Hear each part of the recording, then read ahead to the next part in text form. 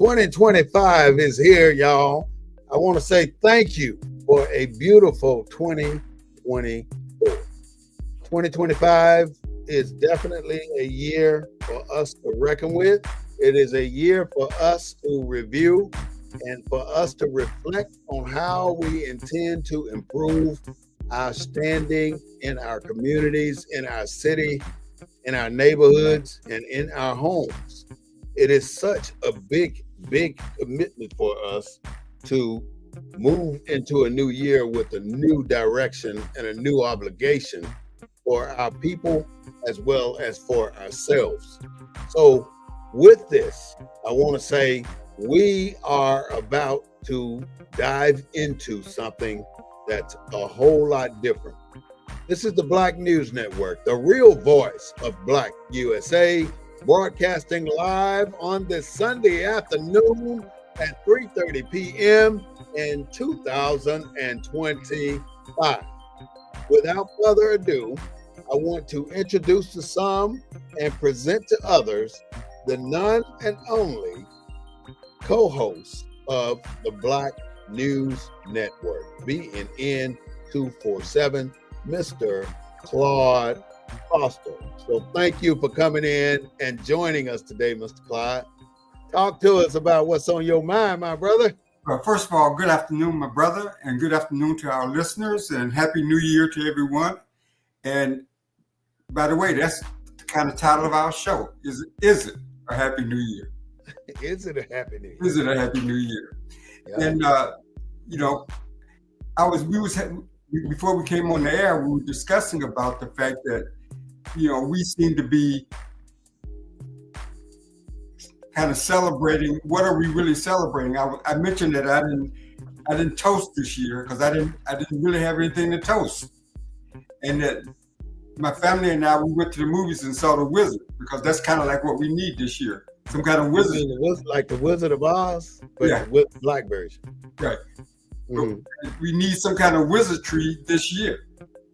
If we expect this year to be different than any other year for black people. Yeah. Because when you look at all the groups in America,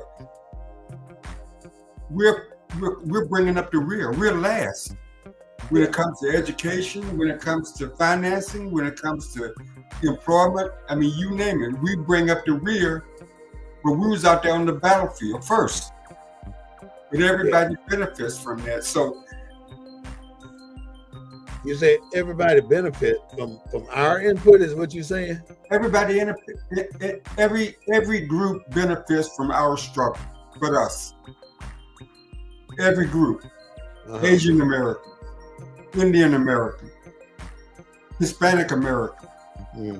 Every group has benefited from our struggles in terms of the key American indicators: quality of life, income, wealth creation, all the things that we think are important as Americans. How come we're bringing up the rear? You got a beautiful point, man, because... And what are we going to do different in 2025 so that we're not saying the same thing in 2026 that we've said since we've been freed in this country? Okay, I mean that makes an extremely valid point, because it seems like every year we come around and we make our New Year's resolutions, but our New Year resolutions don't change a thing, because every single year we're right back at the same place making New Year resolutions that most of the time we forget about it in a week or two. Well, I bring it into the year, huh? Well, I bring the political perspective on it. I was speaking it from a political sense, but but from a personal viewpoint, I think as Black Americans, we got to get back to our basics. Like when I was growing up, the 11th commandment was "Thou shalt not quit." We have too many folks quitting today, so I think quitting. What you mean? That's a beautiful phrase you just made. Quitting on themselves, on their community, on quitting what? Just quitting. Why do all of our communities look like they look? Have we given up on our communities? I mean, there was a time when we had beautiful communities. You have a map showing all the wonderful communities that we had at one time. Why don't we have that today? Have we given up on us? What happened? What caused us not to continue with our obligation to ourselves and our communities? That seems to be one of the biggest issues we've faced lately. I mean, why do we quit in school? Why are all of our schools failing? Why are the majority of minority schools, black schools, are failing? What do you associate all this quitting with, though? I don't know. I associate it with integration. I think integration. We've lost that 11th commandment of thou shalt not quit. Thou shalt that not was quit. building us when we was growing up. So you're basically saying we've given up on our own culture. That's kind of what it sounds like. No, I don't think we've given up. I think what I'm saying is what is going to be different in 2025 that was not in 2024, in 2023, in 2022, in 2021. And what is going to be different along Martin Luther King Drive, regardless of what state you're in? What are we going to do different politically, socially, culturally, academically? What are we doing different in 2025 to have a different Happy New Year in 2026? That's the $1 billion question, because I really think we're fair. I feel like this is what I feel, though. White folks fear us. Really. They fear us being in power. And the other thing, we fear white folks. And we fear white folks because we know that there's two things going on. One, we possess every single thing we need or we should possess, except for one thing, and that is wealth. We have it all, Claude. We just don't have the wealth to do the things that we know we are capable of doing. We can't build our communities without wealth. If we don't ever get to the point where we got wealth in our corner, then we're not going to be able to build our communities. And it seems that they do such a damn good job at keeping us from gaining the wealth that we need to be successful here in America, that we're stuck in a quagmire right now. I don't know how to get out of it myself. Only thing I think that's going to change our trajectory is us starting to forget about what they have and not worrying about what they gonna do, because we're concerned that if we raise up in our jobs or in our professions where we are and start raising hell, and we get too big or too loud or too boisterous, we're gonna be without employment. I was listening to auntie somebody. She was a publicist, and she was making $300,000-$400,000 a year, and she quit that job to pursue what she really wanted to do, and that was to entertain celebrities and like dinner parties and stuff like that. And she quit that 6-7 figure job so she can go and do what she really wanted to do at $40,000 a year. And she did that for 4 years.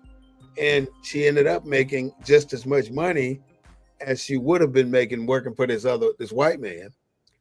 And when she started working for herself, but it took her a time of suffrage and financial difficulty for her to get to where she wanted to be.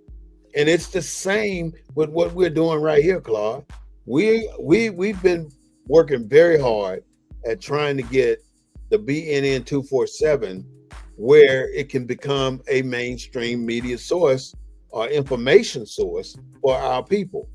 And we've been at it over 3 years now, and it's going to take more years for us to really get our message out, as long as we stay consistent. So the key thing in my mind, if we find something we like, and that could be community, if we want to build our community, then we be consistent in building our community. And the only way we're going to get where we need to be, Claude, in my opinion now, is through what you do, politics.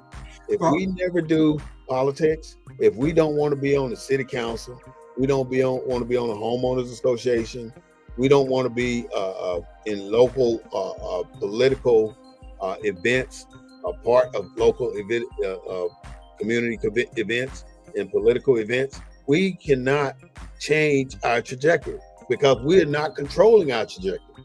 That is the key. We're not controlling it. If we could, But I think it's more than that. I mean, we have the social network and infrastructure, the churches, the NAACP, the Urban League. They don't do shit for us. What is it we're doing with it?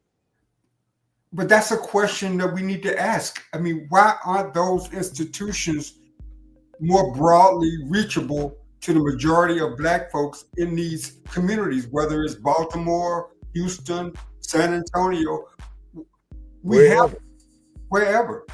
I mean, where Black, I mean, you got the Urban League in all the major cities, and they have active units, but they reach a certain number of folks, but it doesn't seem to be moving the needle. The NAACP fights for human rights for Black folks. Oh, they do? Well, and others. That's the what you call it. Mission. But it doesn't seem to be moving the needle. I mean, it seems like we have the infrastructure. We just got to find a way. Not using it properly. We got 67 or so Black elected officials. Majority of them Democrats. Mm-hmm. But that doesn't seem to have an impact. What is it about us? So what is it about us being at the bottom of every indicator? Mm-hmm. Why can't we move? Why can't we move up? Why aren't we like whites and then blacks or blacks? Why are we last? How do we fight so hard? Education, on economics, on transportation, on you name it. How do we fight so hard to be last?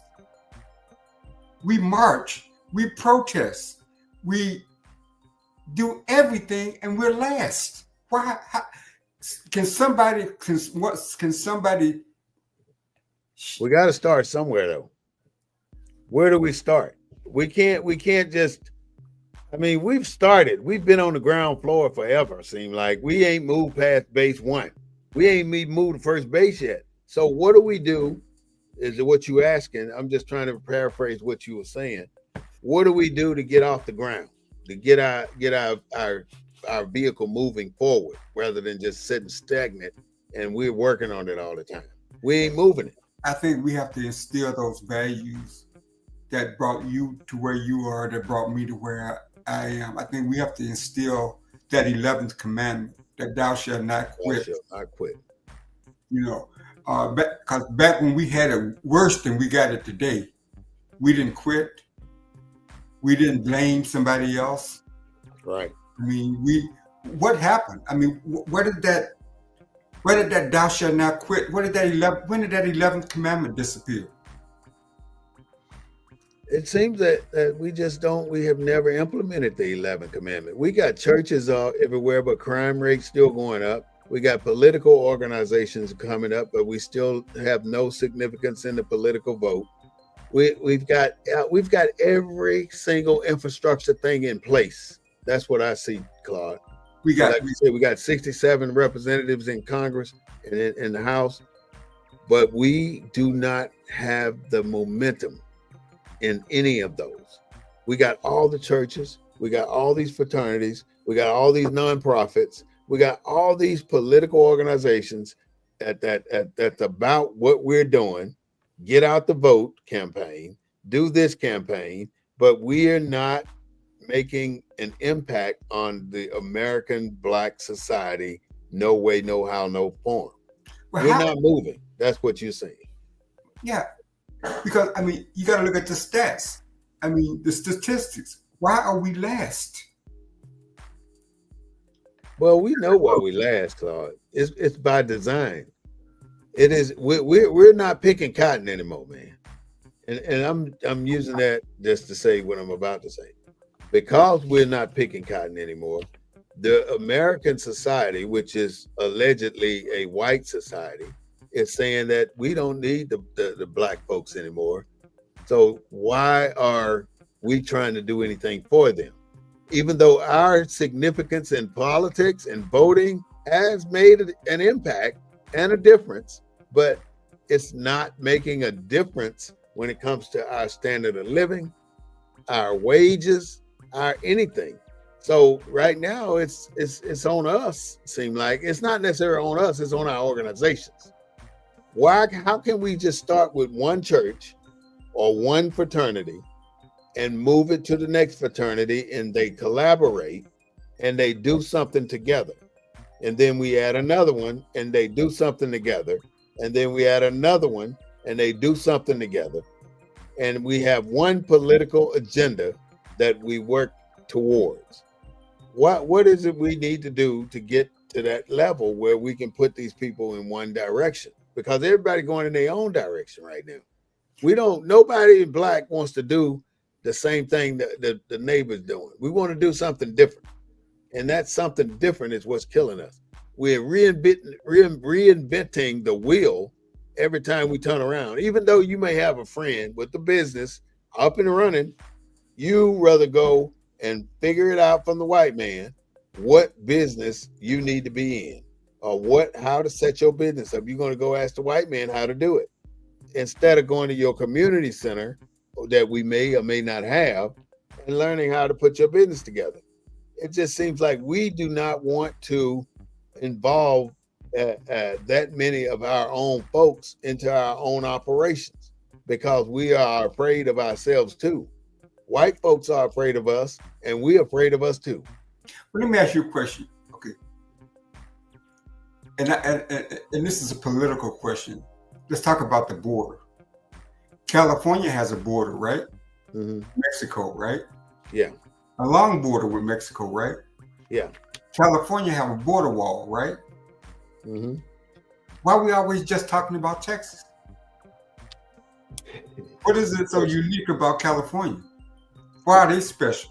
We talk about Texas because Abbott makes it a point to talk about the border.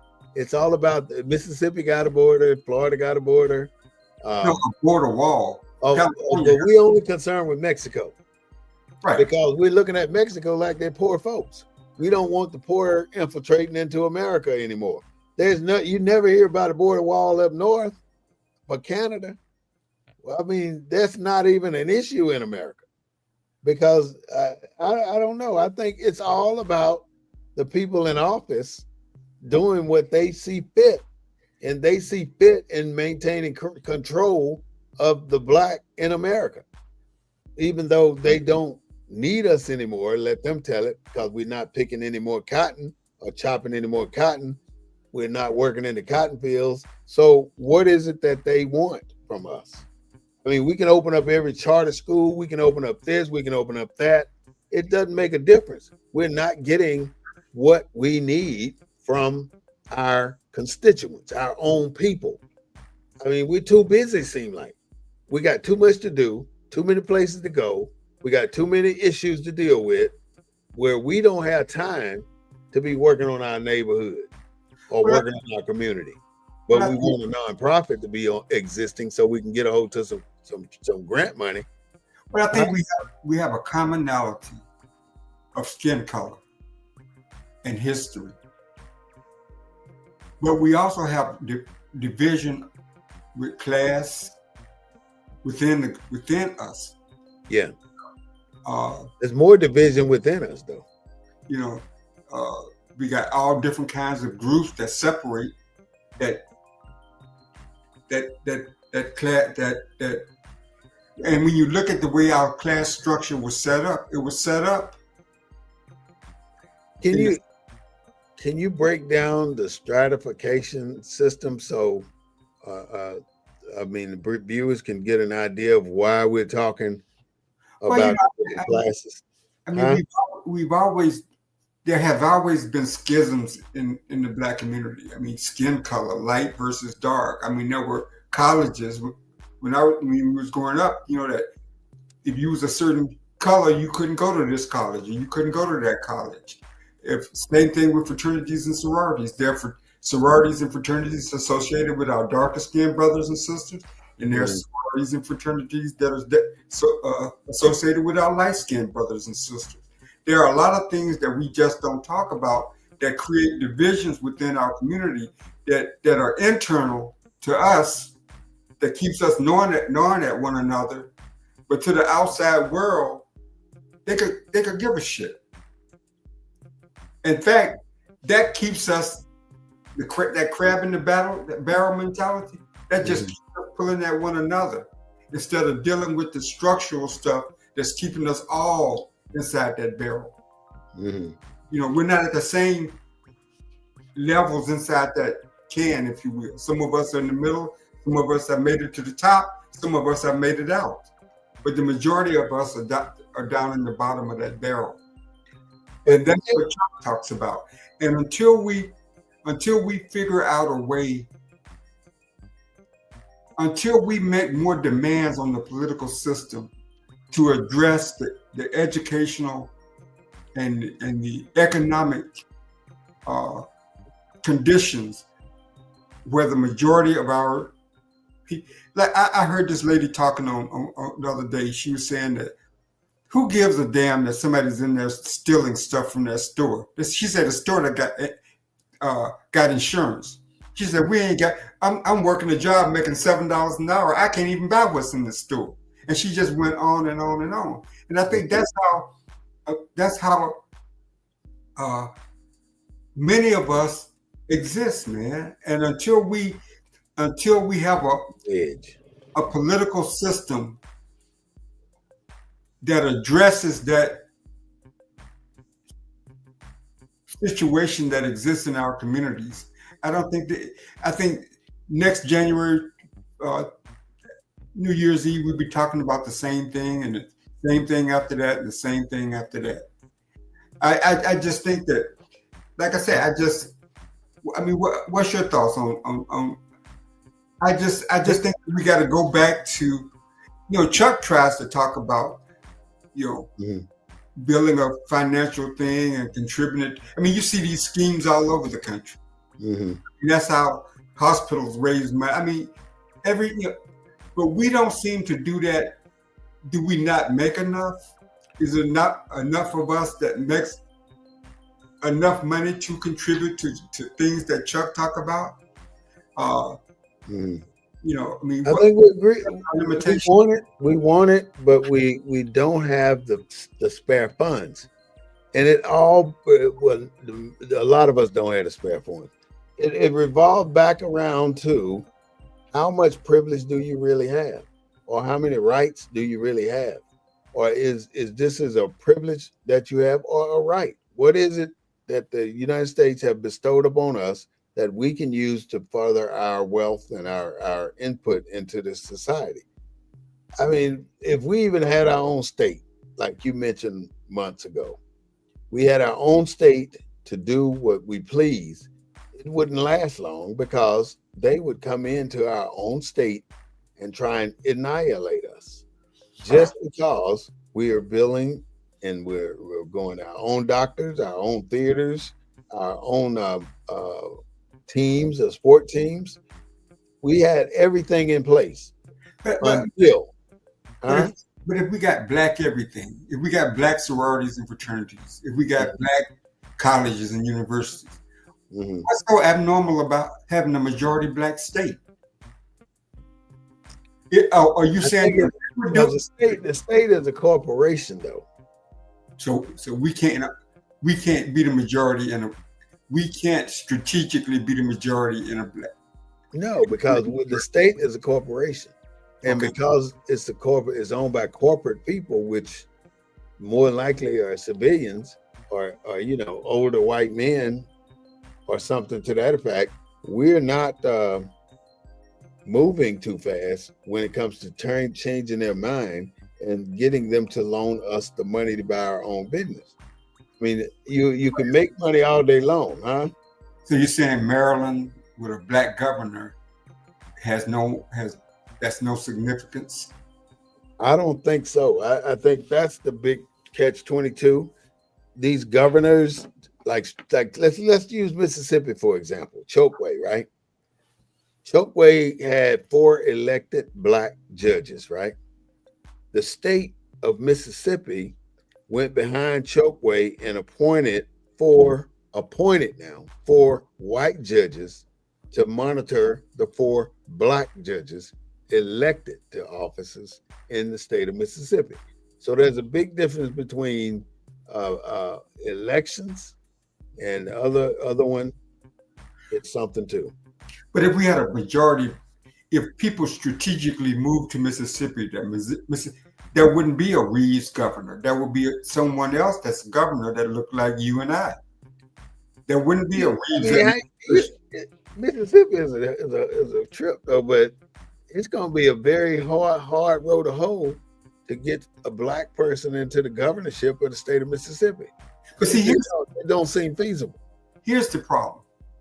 Mayor Reed in Montgomery, Alabama, right, was on a hot mic. And he said, I got to take care of white folks shit, because if I don't take care of white folks shit, they'll take their shit and leave Montgomery. So how much shit do we have? He's right. When is somebody going to say, if I don't take care of these black folks, they're going to pick up and leave, and it's going to be.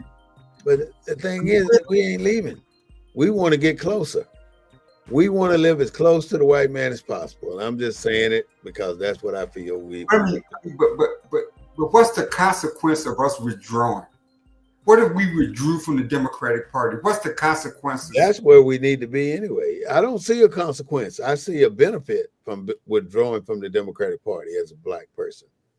And I think it's important that we really recognize who we are and why we call ourselves black and why we have the last names that we have. Because our family name is not Smith. I'm absolutely sure of that. So what would be the consequence if we collectively withdrew from the Democratic Party and became, like what Chuck always tries to articulate, independents, not affiliated with the party? Go where our interests can best be served.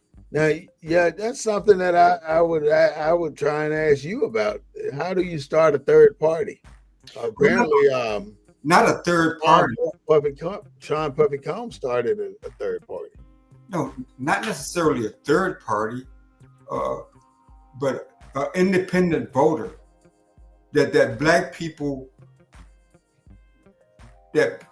people's vote collectively go where the best interest of the black community is served. Is the best interest of the black community served being in a party that elevates everybody above black people? Is that where, is that where we stay? If everybody else is elevated at our expense, that's where we stay? I don't see us as staying there, no. But we ain't got no choice right now. The starting point is the key. These resolutions that we're bringing forward from 2024 to 2025 are the same resolutions that we brought from 2023 to 2024. Now it is time to stop wasting time talking about a resolution and taking it to the business owners and saying that we want recognition the way we're supposed to, and we need you to do A, B, and C. In other words, let's say we go to D.W. Brooks Funeral Home, right? D.W. Brooks is probably advertising on ABC, NBC, and CBS and all that stuff. But I consider him a friend. And it's up to us to take it from that level to another level. But we can't do it standing out in front of the store with a bag of groceries trying to give them somebody when we know that these people will take them right away. Okay, black people, we probably consume more than any other groups, right? Mm-hmm. What major black supermarket is there? What makes what? What major black supermarket is in Mississippi? We got Jones Groceries. We got that's the only one I know outside of the Walmart chain and stuff like that. Other than that, I don't know. When you look at the big farms that produce the that's Greenwood, ain't it? Well, when you look at the big farms and stuff in Iowa and stuff, how many of them are black owned? None. That's where I'm at. There are black farmers out there. I guess what I'm saying is, what if we toast on January 1st, Happy New Year? Give me the things that we're happy about. Talk to me about the happy. I'm happy that Allah woke me up on New Year's Day to be a part of 2025, because you don't always see, everybody don't see it, because right now I'm dealing with a family member who's in a coma, and right now I think he's somewhat his brain is not functioning because he's been asleep or unconscious for over 35 days now. Wow. And he's been on a breathing tube for over 35 days. And I don't think he has COVID or nothing, unless COVID doesn't have you coughing. But my point is, there's no specific formula to what we're happy about. I'm happy just to be alive and to be able to say that I'm alive and I want to be here today. Well, yeah. From an individual standpoint, yeah. Happy that we made it another year. Happy that there's no, Give me a quick minute, Claude. Mhm. Go ahead and keep talking. Give me a minute, okay? Okay. Yeah, I think we're happy that on an individual basis, we're happy that we made it another year without any major health issues or any major catastrophes on an individual basis. But I'm mainly talking about us as a group of people, as a class of people. How do we take that next step? How do we get to that next level? How do we reinstore the 11th commandment in our psyche, that thou shalt not quit? I mean, as Black people, we have never quit since we've been in this country. But we seem to be losing that and losing the ability to advance, educationally, financially.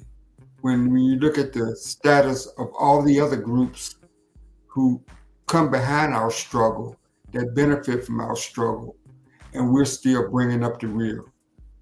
So that's what this show is about. It's about trying to figure out, what are we happy about, and what is going to be different in 2026 or 2025? What are we going to do different that's going to produce a different result come January 2026? And I really believe that we have to look at politics. We have to look at economics. We have to look at religion. We have to look at all of our institutions and kind of reevaluate some type of strategy that's going to take us in a new direction or advance us in ways that didn't in the year before. So, can we start with that? Can we start on politics? Well, I think what's different? I think politics are when you look at America and you look at the system and you look at the structure and you look at who gets what and how much and when and how much and whatever, government decides that. That's why we fought so hard for inclusion. That's why they marched across the Edmund Pettus Bridge. That's why we wanted a Black mayor and a Black city council member to make sure we got our fair share of the resources that we're contributing to society. So has society said that Black folks are 12% of the population, so they only get 12% of whatever it is that we got to give? Is that the way society works? Has somebody made that conscious decision? I mean, are our schools in deplorable conditions because there's no money to build newer schools, especially in the states where we have a large percentage of the population? When the last time they built a new Black school in Mississippi? They closing schools down. I live in a town that at one time was about the biggest it's ever been was about 4,500 people. Mm-hmm. And after that, that was 20, 30 years ago. Now that same town is down to about 800 some people. So it's dying. And the elementary school just closed last year in 2024. And so the school is sitting there deteriorating right now with no students. All students have to be bused to another city to go to school, all the kids. So, and they don't know who's supposed to go and who's not supposed to go because they don't know what kids are out there. I mean, how do you track? You can't track the kids. The parents has to make sure the kid get to school or go to school. So we're not focused enough on ourselves to get to the next level.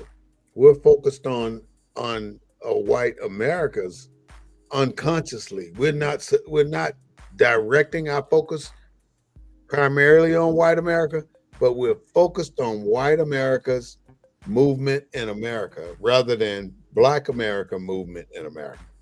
And we're not focused on Black America movement in America because we don't want to offend the society. Because let's say you and I, Black, we go out and we start a major movement to get something done. And we're going to have Black folks oppose us, Black folks fighting against us to change what we're trying to go. And then they're trying to tell us, why don't y'all just quit doing all that mess? You don't need to be doing that. And that violates the 11th Amendment all over again. You have people in prominent positions with millions and millions of dollars keeping us, I'm talking Black people, keeping us from pursuing what we really need to be pursuing. I guess they don't want not so many of us up at the top. If too many Black people rise in any organization, what do? They shut the damn organization down. Look at Detroit, Michigan. That whole situation with the Chrysler Corporation, Ford, Chevy, Cadillac, all these damn car companies where all the migrants left the South, went up there, got jobs, and became really successful people in a community, building beautiful communities, ended up losing and moving out of Detroit and shutting down those communities. And that's by design. Yeah, there's no worst example of that in Flint, Michigan. Flint, you've been there? Michigan altogether. Detroit, Michigan, Flint, Michigan are still suffering from water issues. Right. You know, how can you, this is 5, 10, 7, probably about 6 years later, they still don't have drinking water all over the city. You got places in Alabama that don't have inside plumbing facilities in rural Alabama, in some places in rural Alabama. But you paying taxes in rural Alabama, just like you living in the city. You paying taxes from all aspects of life. You get taxed on your paycheck before you get it. If you drive the highways, you're paying a tax. So yeah, you being taxed at every. And why? I mean, you shouldn't even have a damn pothole on your street as much taxes as you pay. You ain't even got a school in your town, but you're paying school taxes. I'm glad we're talking about this today because I know I own property there and I pay school tax and we don't have a damn school. So what kind of stuff does that make? I'm gonna start that tomorrow. I'm glad you brought that up. We're paying taxes on every damn thing. Well, we don't benefit from none of the damn things. Like, why? You don't need my money anymore for schools when we don't even have a damn school. But you're still taxing the shit out of me at least a 6% rate. You pay taxes on your groceries. You pay taxes on your fuel. You pay taxes on your utilities. You pay taxes on every freaking thing there is. Well, when you go in the store and buy a bag of chips, you're paying taxes. You pay taxes on that. You prepare food. So we contribute, but is the fact that we're only 12%, is that why we don't get the complementary resources in return? Are our numbers? I mean, What is it that we can't get it because we don't fight for it. We get nothing unless we fight for it. We've gotten nothing unless we fought for it. Everything we've received in America, we fought for it. And in no way, no shape, no how, we've been able to get a damn thing, but shit we don't want. There's two things I know we got that we don't even ask for. We didn't ask for this shit. We did not ask for Black women to have these Planned Childhood facilities built in our communities. We didn't ask for that. You put that in our community so you can control our population. That's why we got those things close to us, and we got free access to Planned Parenthood. And what's that? And what's Planned Parenthood aligned with? What party? Say that again. What party is Planned Parenthood aligned with? Probably the Democrats. Okay, name something. Okay, yeah. Put a check mark by that. Go ahead. They are spearheaded by the Democrats. We love Planned Parenthood. We want it in our communities. But we are not the ones with the damn birth control issues going on in America. But we are the ones who pay for it.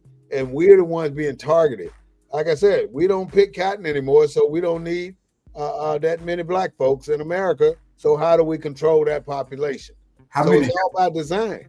How many health clinics do you really see in Black communities in the South? None. You see it all over, everywhere out here in other major cities. You see a pop-up health facility every damn where. I mean, back to back, block to block. It's almost like churches now, where you see these emergency room thing, hospital rooms, these little day things you can go to. Who needs all that shit when you got these major ass hospitals not even 5 miles from your house in many cases? But you got, between that 5 miles, you got at least 3 emergency care facilities, 24-hour care facilities in between. Right. Are those privately owned facilities or state-owned facilities? But it's for convenience. Whose?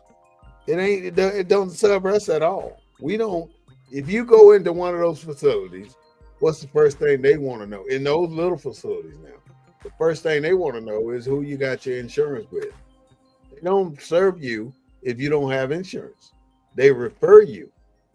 Now, as if it's an emergency, I'm sure they'll put you in the ambulance and take you. What's the hospital in San Antonio that serves the uninsured? Like here, you got a large hospital. University Hospital. That's the one. University is here in San Antonio. Yeah. But you can go to Brooke Army Medical Center. You can go to, they got a whole damn city full of damn hospitals here. Right. And they're right around the corner from each other. You got the Veterans Administration. You got the Methodist Hospital. You got the Baptist Hospital System. You got the Children's Hospital System. You got all these different hospital systems serving all our communities. But that's in major cities, though. These little rural towns, all these little rural towns in these little southern states, they spread the Black folks out, and they kept them separate. That's how they were able to form all these little cities. And ain't nothing left in these little cities now but poor Black people with no opportunities, because they won't even let a Dollar General come in some of these cities. Oh. They wouldn't let a Dollar General come to my hometown. They took the damn Dollar General and put it out on the damn interstate damn near. You got to go out there to get to you can't walk to it. It's so far away. And that's the only damn place that's near where I grew up, the Dollar General. There's nothing anywhere else. Well, where do we begin? Where do we start? So I've always advocated for going to city hall meetings. That is the start, the beginning, the middle, and the end, and everything else. If you don't go to these damn meetings, you ain't gonna know shit about where your money is going. You just paying damn taxes. You're supporting the system that dominates us, that keeps us from progressing. Yeah, but most working maids and working class Black people, minimum wage Black people, they can't make it to the city council meetings held in the early morning hours of the day. I mean, most of these meetings are not designed for working class people. They're designed for people for middle and upper middle class people that can take off from a certain type of job and that kind of stuff. They're not designed for the working class. But neither are professional football games. Well, neither are professional basketball games, baseball games. All the gaming system is nothing different than what the Romans did 1,000 years ago. Yeah, but at least they're at times where people are off. Well, so why did the Romans do what they did with these 100 days of games, the Olympics and all that bullshit that they used to do? You seen it on Russell Crowe's movie, The Gladiator. Yeah. I mean, entertainment. Yeah, I mean, there's a direct correlation between our sporting events and what you're talking about. I mean, people like to be entertained that way, and are you entertained? But the entertainment is not for Black people. We're like you've said it so many times. We're not a part of the country. We're not a part of this world. You sit home and watch it on TV, you get a better view. You know how important it is. 14 lives were lost in New Orleans on a Sunday. On Canal Street. On Canal Street on a Sunday night, and may they all rest in peace. Yeah. And they canceled a football game for 24 hours and played it the next night. 24 hours. How many lives? So many white folks that invested in that game. Right.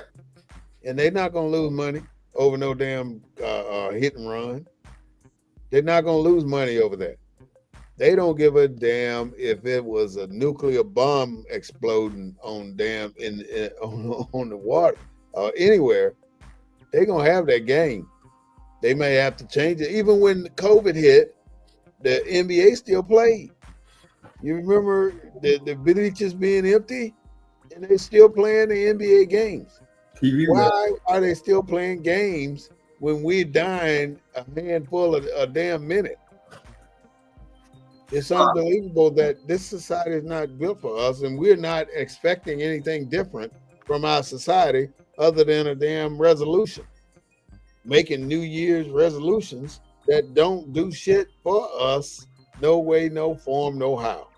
And then we have immigration policies that bring in workers to work in jobs that we don't have people here skilled to work in. Because Come on, Clyde.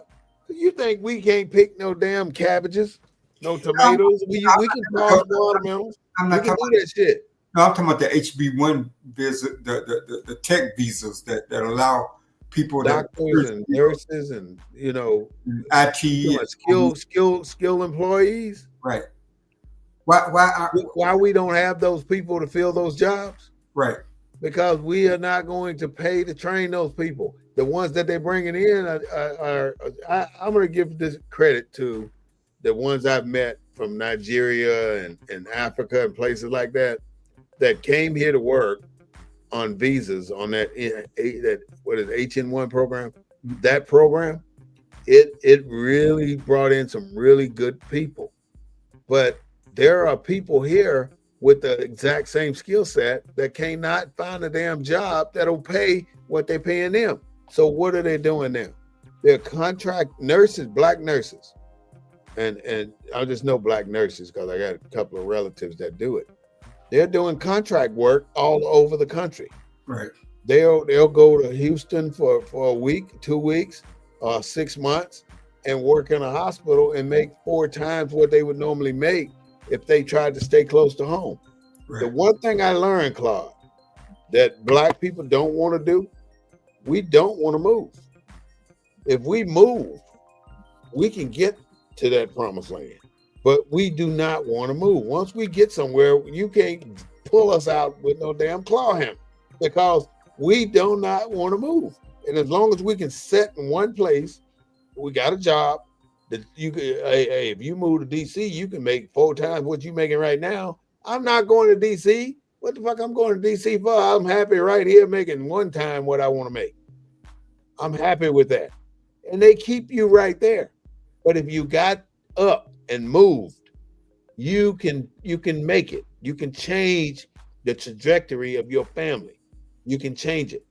We don't want to do life insurance. I mean, it's too many times I've heard of black people not having money to bury their people. And when you run into people where you ain't got money to bury your folks, then that's a crisis. That's a problem. You ain't done something right. And then you'll tell black people will say for in a heartbeat, yeah, I got insurance. I'm good. But let somebody die, you ain't got nothing. You gotta go and start saying, hey, we want to we need $7,500 to bury so and so. So can y'all do the Cash App thing? Can you do the PayPal or what's that thing? Facebook, whatever they call it on Facebook, GoFundMe. GoFundMe. Yeah, they want you to do the GoFundMe thing, and then you do the GoFundMe thing, and you end up raising $25,000, and the funeral is only $7,000. But instead of now, you got all that money that came in, you're gonna take $1,000 and do a cremation, because that's how we think. You know, we wouldn't waste $7,500 on a funeral if it was coming out of our pocket. But if we get it out of somebody else's pocket, it's fine. But all you have to do, Black America, file a policy on every swinging Richard and every swinging Jane. That's what we need to do. So that's the only way we're going to change this trajectory is to start doing insurance policies, because there's no other way you're going to get out of the condition unless you move or file insurance. That's it. You ain't going nowhere different unless you move from where you are to where there's ample pay and better jobs, or you're going to do insurance policies and stay where you at, because otherwise you ain't getting no money. Now, they're not going to pay you and make you wealthy like them. And the moment they see you getting close to where they are, they're going to pull the rug out from under your ass like they did in Detroit. Right. They're going to snatch every damn thing. They're going to make them companies shut that shit down and get the hell out of town. You know, Mexico didn't just pop up and say we can build this and we can build that. Mexico been around for hundreds of years doing cheap labor shit. But then you build it here, you build your company here, and then everybody starts going up on shit, and then you want to outsource it where you don't have to spend as much money. And then you want to put contractors in there so you don't have to have them under your own HR. That's one of the big things happening too now. They don't want you as a permanent employee. They want you as a contractor so they don't have to deal with you. Now, what's the difference in that than what happened with slavery? The same damn thing happened with slavery that's happening with that happened with the companies now. They don't put you under your HR system, under their HR system, because they do not want to maintain your FICA, your tax, your income tax, all your tax documents. They want you as a 1099 employee or 1099 contractor, where they don't have to deal with all your necessary shit to survive. Your medical insurance, they don't have to deal with any of that. You got to do your own shit now. But if you get with a company and you're doing so well in that company and they think you're going too damn well and they got too many of us in there, they're going to outsource that shit in a heartbeat. That's Boeing Aerospace. That's why Boeing have some of the problems they have now from doing all this damn outsourcing. Every damn thing is outsourced. That's why we'll never get nowhere sitting still. We got to move. We got to move, Claude. And like right now, insurance. If we're doing as well as we think we are right now, you and I, there's no reason we should not have at least 2 or 3 people insured for over $100,000 outside of our household. People we may be friends, people that we may think, hey, this person here drinks his ass off. I'm going to get insurance on this person because I think this person will go before I go. So with this insurance, if he does go before or she go before I go, I'm going to have $100,000 to bury this person, and I'm going to have $90,000 left over. That's how we're gonna have to do it, y'all. I'm telling you, that is the only way. That's what they do. I mean, you in Rome, you act like the Romans, right? Right. No, that's true. That is You true. ain't gonna make it in America unless you insurance somebody and you got somebody that you think can help your way of thinking along. That's the only way you're gonna get it, because they're not gonna give you what you're worth. You're not gonna get what you're worth. You ever worked a job that you knew you were worth more? Yeah. And did you ever find that they were paying other people that wasn't worth the damn can of beans more than they were paying you? Yeah. I watched a situation right here in San Antonio where they were paying this white woman with a dumb ass 3 times more than they were paying this other woman who had a PhD. 3 times more. She had a high school freaking diploma. And they were paying the white woman 3 times more than they were paying the PhD woman who had 3 times the responsibility. I work side by side with a person. I'm degreed, and the person that was not degreed, and they paying me 1 penny more than they paying her, and she don't have a degree. Ain't that some bullshit? But that's what we have to deal with. And until we can realize that this is what it is. I mean, no matter they give you a $10,000 raise, they're giving them a $15,000 raise. No matter if they give you a $1,000 bonus, they're giving them a $3,000 bonus. Every single issue, you are not getting what you're worth. So you got to come up with creative methods to get what you're worth. You got to. I was looking at a bill that I got the other day. Because I had a little surgery on one of my toes, and it was only like $300 for the one toe. And the doctor spent every bit of 32 seconds on my toe. And the bill was right around $300. So if you're getting $300 a minute, ain't that some shit? For doing the little bullshit they did, clipping a fucking toenail? That's ridiculous. But a black person go in there and try to do that, then they're gonna come up with all kind of regulations on the career field, because you're in that career field. Most of the time, if you're not in the career field, there's not very much regulation for it, as long as you're not in it. Like government contracting. Government contracting has been a closed field to black people for umpteen years, for 20, 30 years, or probably longer than that.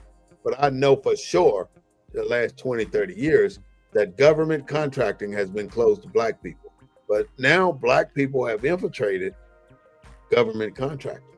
Well, but right here in our home state of Texas, I heard the guy over the minority contracting for the state said that black people get less than 3% of the contracts from the state of Texas. Oh, hell yeah. Less than in every city. Business. In every city. Name a city where black people get at least 15 to 20%, that's where we need to move. But I've seen that too. That's right here in San Antonio. Black people don't get no damn contracts. We had started a system where we were grading all the major entities, like City Public Service, CPS, SAW, San Antonio Water System, Time Warner Cable was here at the time. Any other major entity that was here in this city was getting a grade every 30 days. And the first 6 months or so, every single one of those companies got an F. And the grades were based on how many contracts you awarded to, not minority, but black. Because the first thing they want to do is write the word minority on a freaking government document and think that they're fixing to blow you over or make you shut the hell up because they're saying minority. And they say minority. A white woman is a minority. Damn right. A white woman is a minority, as well as a white woman, a Mexican, an Italian, a Greek, a Roman. Everybody that ain't white is a damn minority. Let them tell it. Because the bottom line is they own the damn business. That makes them not minority. They the owners.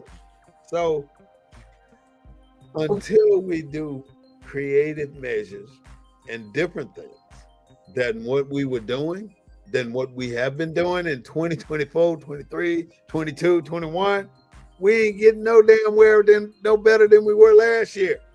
Well, We got to change the way we look at what's happening here. We can't keep going, doing what you said earlier, we were talking, doing the same thing and expecting different results. Well, 2026 is going to be scary for a lot of small businesses because, especially like food, kind of businesses that minorities have, because food prices are so high and rents keep going up. And those are what businesses do we do, Claude? Black people. Well, in Houston, this is Houston, so you got 1 million black folks in Houston. Mm-hmm. So, they got a lot of restaurants. What's the biggest black business you know? The largest. And don't tell me Johnson Magazine. That ain't black. In Houston, probably Burris Miles Insurance. Insurance company. You got a guy that's got a development. That's a builder that builds homes. A black builder. A black builder, yeah, that builds homes. Insurance, like I said, Burris Miles Insurance Company. It's a large insurance company. So you got of two industries, huh? So you got a lot of black businesses here, medium-sized black businesses that have. For you out there listening to, what black business do you know with a big part of the market? I couldn't tell you one.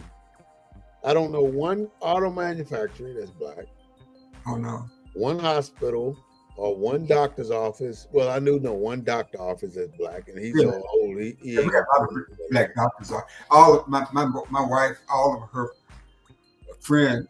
She got doctors, friends, dentists. All of our all black. Most of them black. Most of them are black. So, are they working in a white facility? Or they have their own facility? Are they renting out their own? They got their own facilities. They tend to be located in white areas of the city. They're mainstream. They're not in the hood. They're mainstream. Would you open a business in the hood that appeal to both white? You wouldn't know it was a black owner if you went to the business because they appeal to whites, blacks. Would you open a business in the hood?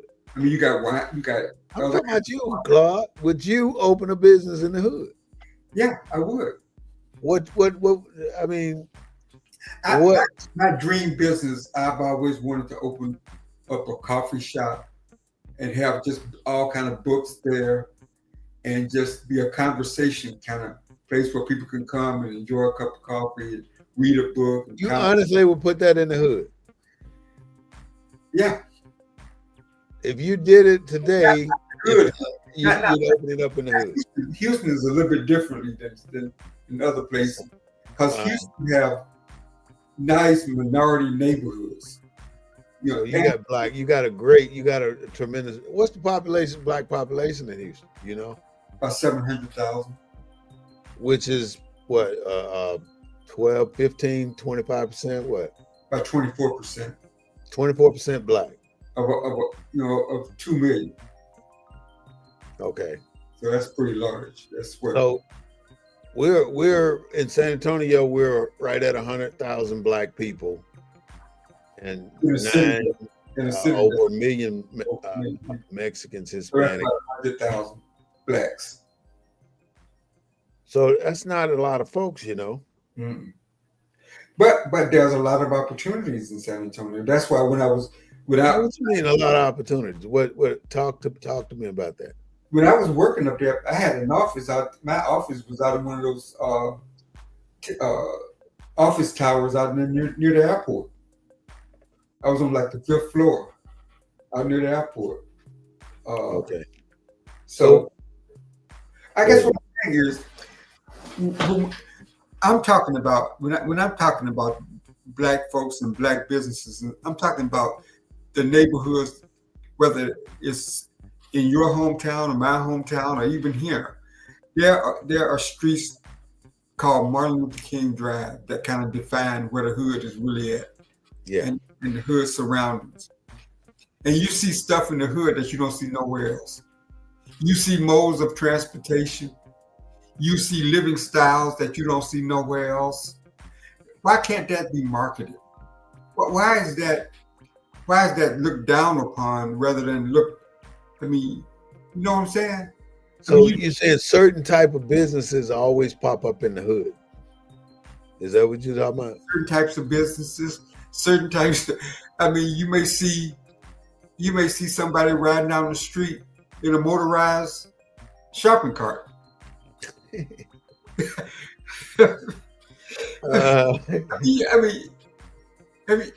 the last time you'd actually been in the hood? I was in the hood over the weekend.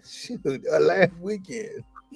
You just see stuff that I've been in the hood, man. I know, I see it. You see the 36-inch rims on the cars and shit. You see a major. I never thought that there'd be a rent a tire place, you know. And you see 100 people barbecuing in the front yard, not in the backyard, in the front yard. Yeah, and you see car washes closed down, but barbecue joints in the front of the car wash. Right, and so that's. I don't know whether that's a style or what. What is that? It's nothing left. That's what it is. We can only do certain things. Why do we say that the hood's lifestyle is a bad lifestyle? I don't think it's a bad lifestyle. I think it's an underprivileged lifestyle. Like hanging out at the corner grocery store, just not buying nothing, just hanging out, selling. Even the major industries that support our communities will bring the leftovers to the Martin Luther King area for distribution. Right. Like right now, you can go to an AutoZone in a major part of the white city, and you can find damn near any part you may be looking for. But if you go to the AutoZone in the hood, you're subject to get a used part before you get a new one, because it's that type of environment. You're subject to see a pawn shop all the way down on the streets. You're subject to see beauty shops back to back to back to back, barber shops back to back to back, bars back to back to back. I'm just trying to think of the different industries that Black people follow through on. You can find group homes for what Black people manage, but the worst thing I've experienced as far as business in the Black community is about white people. You want white people business just like you want anybody else business. But when white people find out that you are a Black owner of a business, they're not gonna give you their money. They'll give you some money the first time they show up, but they ain't never coming back. But you're not gonna get the white traffic. The whole not in the Black. Well, look at what happened at the AT&T Center, now the Frost Center here in San Antonio. They promised to they promised to do all this shit in this center, in our community, right? Build restaurants and all kind of stuff. Yeah. I remember that. They didn't do anything but put the building there, and now they put all the traffic lanes where when the game or something is over, you can be out of town, out of the hood in 5 minutes. The road. You don't get stopped. They got traffic cops at every damn intersection getting you to the freeway, getting you the hell up out of the hood. They're not giving you an opportunity to stop and smell the damn roses. So did they ever build a Starbucks and the Papados and all the different restaurants? On the damn freeway, they built a Starbucks on the freeway in the hood in San Antonio. And no black people don't even know the damn Starbucks is there. It's almost invisible. They ain't trying to market themselves over there. But they never built up the community around the stadium like they had. No, they didn't. Now, across the street from the Frost Center right now is a major, used to be a warehouse district. No businesses are set up in this 1,000-acre lot across the street from the AT&T or the Frost no business. None. No Black business. And if they, just like they tore down their projects, right? Wheatley Courts. Right. They built it back. And then they quadruple the rent for people to come back in there. So you had to really be hustling the city to get back up in the place where you grew up in. All your damn life you grew up there, but you can't move back there because you can't afford it. And then they made all these promises like, we're going to put all these businesses around the bottom of the housing project, right? But the businesses face the highway. You got 10 feet between the highway and the business door front. There's no parking, no way to get in the business. You got to park about a half a mile away to walk back around to these businesses. And these businesses are not black. But yet I see a white person open up a damn business to sell different kinds of cheese, and the business is a success story. We can't do that. We are not, we stuck on what we can make money at, and that's being a barber, being a beautician, being a car washer. That's what you see, being a club owner, being a restaurant, a barbecue joint. You know, those are the businesses we are stuck on. When we open up stuff like an insurance company, like you were talking about, a home builder. Yeah, black people that own like a wine bar, or some kind of more sophisticated kind of businesses. It's probably there, but I guarantee you it ain't over in the black side. It ain't in the hood. Right. There's some people here that own businesses like that, but you never know. You never know that it's owned by black people because they don't want nobody to know that it's owned by black people. Well, Bob, we've been here a little over an hour discussing this 2025 transition from 2024, and really 2024 didn't give us a whole lot different than what we've been getting all along. So what do we do now? Well, we have a new president. We do? Yeah, we have a new president. I'm just messing around. We have a new. Let's talk that, and then we're going to proceed to close, and I'm going to give you the final statement to go ahead and take us out when you're ready. I always look at stuff from a political lens because that's what my life has been based on, politics. So I think the solution is going to lie in that political lens somewhere. And I just don't see us doing the same thing as we've always done, expecting a different result. I don't see it. And so I think as we go into 2026, I think what you're going to hear some of the same noise you heard in 2025 from black elected officials. The legislature going to be in session in Texas, and right now you got the Democrats going to coalesce with the Republicans to put in a speaker, but they're not going to get no committee, they're not going to get no committee chair jobs because the Republicans did away with that. So I don't really see nothing changing in the legislature for black Texans. On the national level, with Trump and the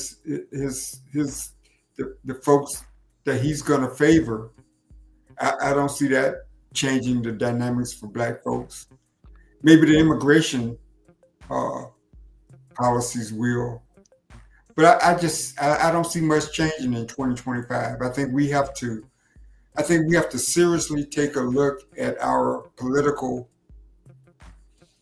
direction, and it's going to be hard. I mean, it's going to be hard to break that string. But I think when we look at all the other groups that are part of the Democratic Party and look at the emphasis and look at the attention that those groups get when we are not where we need to be, I think it's a problem.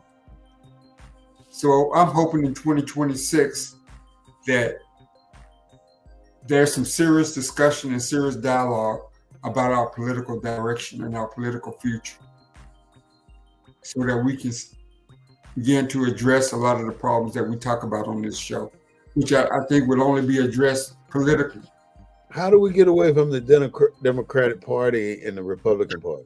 I don't think it's necessarily getting away from the Democratic Party. I think it's just giving the Democratic Party a new framework on how we are part of that Democratic Party. I don't think we have to get away from it. You know, it's like I tell the story, like Kawisi Mfume, right? He's back in the legislature. You know who Kawisi Mfume was? Yeah, I did it one time. I can't recall. He was a congressman, and then he was the NAACP president. Now he's back in Congress. He's quiet as a church mouse. And you know, because $174,000 job is $174,000 job, and you know, so you know, I mean, life has a way of quieting lions. You know, an older lion is less vociferous than a younger lion, right? Yes. We got a lot of old lions in Congress. So we need some new lions. I think we need some new lions in the Democratic Party. Because a lot of the lions are old and then they got comfortable, and the people are still suffering. The masses of the people are still suffering. And so that's why you get these other movements like Black Lives Movement and all these other movements, because people want a voice. And the old lions are not, you know, they're old. They're not doing as much as they did when they first went into these offices. But I'm hopeful because, I mean, you got some young people going into Congress. And so I'm hopeful that, you know, but they're going in at, like I said, they're going in as Democrats. And so they have to follow the Democratic line. Why do we give them so much hell for being a Republican? Well, I'm not saying that we have to be a Republican. I do believe that we should be, but maybe a little bit more independent in our vote and vote for people that represent our interests. I mean, when you sit down to negotiate something, when you go to the doctor, you're dying of cancer, you want the best doctor. You don't care whether the doctor is Republican or Democrat. That's right. Want the doctor. We should want the best politician that's going to that's going to represent our interests.